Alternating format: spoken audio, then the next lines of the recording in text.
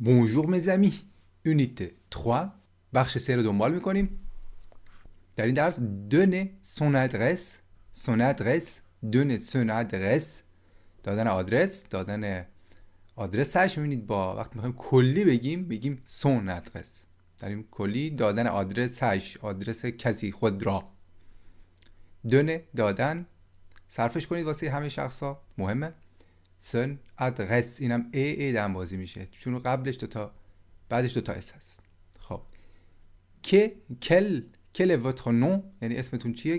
quel یه دونه ال بیشتر نداره ولی quel est votre adresse آدرستون چیه؟ چون آدرس لا هست بنابراین کل شده. اینا رو دیگه قبلا هم گفتیم. خب این مکالمه رو گوش کنید. Quelle est votre adresse, Madame Aïchoun? J'habite 20 rue des Pénitents Blancs. Quel est votre code postal? 16 000 à Angoulême. Quelle est votre adresse, Madame Aïchoun? J'habite 20 rue des Pénitents Blancs. Quel est votre code postal? 16 000 à Angoulême. Quelle est votre adresse, Madame Aïchoun؟ نه آیشون. J'habite پس میگه من زندگی میکنم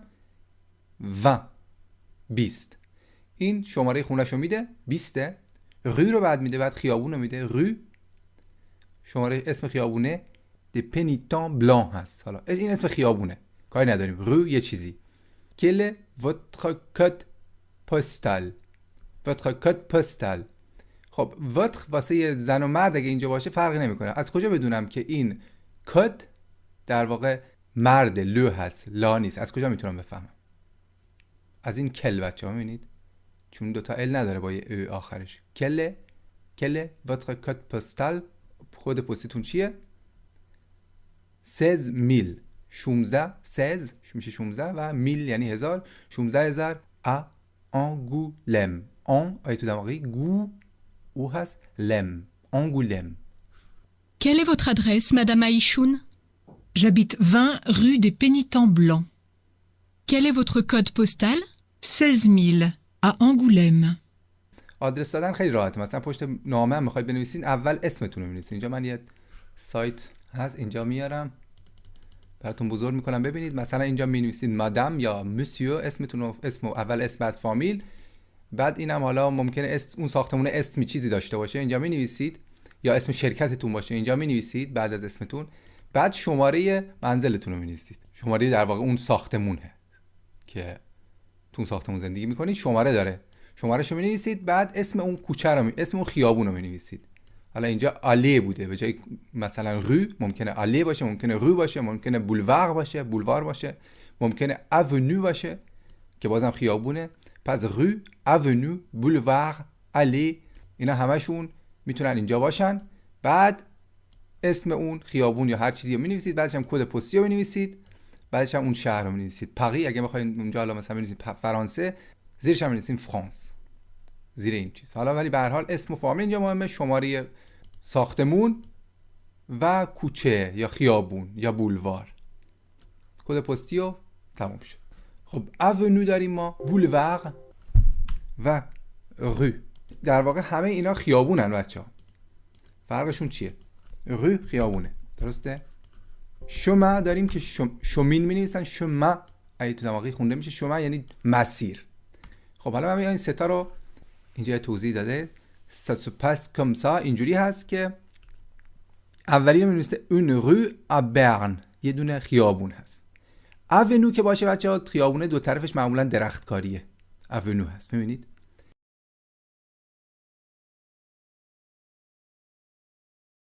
une avenue à Paris یه دونه بازم یه نوع خیابون هست تو پاریس. un boulevard می‌نویسن boulevard میخونن یه بولوار. à Bruxelles توی بروکسل اینجا هست. بولوار که باشه مثل همون اونیو هست معمولا خیلی بزرگتر از جاده است. اونیو از رو بزرگتره پهناش بیشتر عریض‌تره. بولوار که باشه بین دو طرف این ماشینا که از این ور میان اون ور میرن معمولا یه جدا کننده هم هست. حالا ممکن جدا کننده حالا فضای سبز باشه یا به هر حال یه چیزی باشه نرده باشه جدا کننده داره. بولوار میش میگن. حالا اینا رو ما دیگه نمیخوایم تفاوتشو بدونیم. اون اسماشون هست. من که دیگه نمیخوام اسم بذارم روی خیابونای فرانسه. همونجا هستن، فقط ما یکم تفاوتشو بدونید میتونه کمک کنه. اون une avenue à Montréal، توی مونترال کانادا هم یه دونه اونیو هست که ببینید کم درخت این ور اون ورش ممکنه باشه. بزرگتر، به هر حال بزرگتر و عریض‌تر از رو هست. اونیوها که اینجوری میان دو طرفشون درخته، معمولا روها اینجوری میان به صورت عمودی میان توی این اونیوها، مثلا از اینجا رو میاد، از اینجا رو. اینم حالا ممکنه خونتون اینجا باشه، مثلا هم دیگه می‌نویسید شماره منزلتون رو می‌نویسید، شماره اون ساختمون رو می‌نویسید، بعد می‌نویسید به جای رو می‌نویسید اونیو، مثلا اسم اونیو رو می‌نویسید، یا می‌نویسید بولوار، اسم بولوار رو می‌نویسید. j'habite au 38، مثلا ممکنه او رو بخواد بگید، نیازم نیست بگید. ببین اینجا بالا نگفته ولی اینجا او رو گفته. حالا مطالبه بعدی رو هم گوش کنیم. Quelle est votre adresse, monsieur Durand? J'habite au 38, boulevard Alsace-Lorraine. C'est à Toulouse. Le code postal? C'est 31 000. Quelle est votre adresse, monsieur Durand? J'habite au 38, boulevard Alsace-Lorraine. C'est à Toulouse. Le code postal? C'est 31 000. خب می‌بینید که اینجا مسیو مخففش ام یه نقطه است، اینجا می‌بینید ام ام او مادام بود. خب آدرستون چیه؟ j'habite au 38 بولوار، اسم بولوار رو بعد گفته آورده. سه ات تولوز، در تولوز هست، پس از سه استفاده کنید. سه ات تولوز، توی تولوز هست، توی اون شهر هست. لکد پستال ببینید لو بود اینجا، ببینید بخاطر همینجا شده بود کل، یه دونه ال داشت. سه لو، وقتی بگه سه بخواد بگه دیگه، وقتی میخوام شماره رو بگم لو رو هم میگم اضافه میکنم. اینجا نگفت، میبینید گل واتر کد پستال، اینجا گفت 16000. البته توی مکالمه من باز لو رو نشنیدم. c'est le 31 000. on le dit comme ça. آدم میگه اونو مانند اینجوری، آدم اونو میگه اینجوری. quelle est votre adresse? quelle est ton adresse؟ اگه بخوام بگم آدرس تو چیه؟ j'habite، ببینید اینجا که میذارید اون شماره رو میذارید، بعد میگه یا رو میگیم، یا میگیم avenue، یا میگیم بولوار، اسم بولوار یا رو یا اونیو رو اینجا میاریم. اونجا هم شهرتون رو میگید. quel est votre code postal؟ c'est le، اگه بگید سه رو بیارید لو رو هم بگید.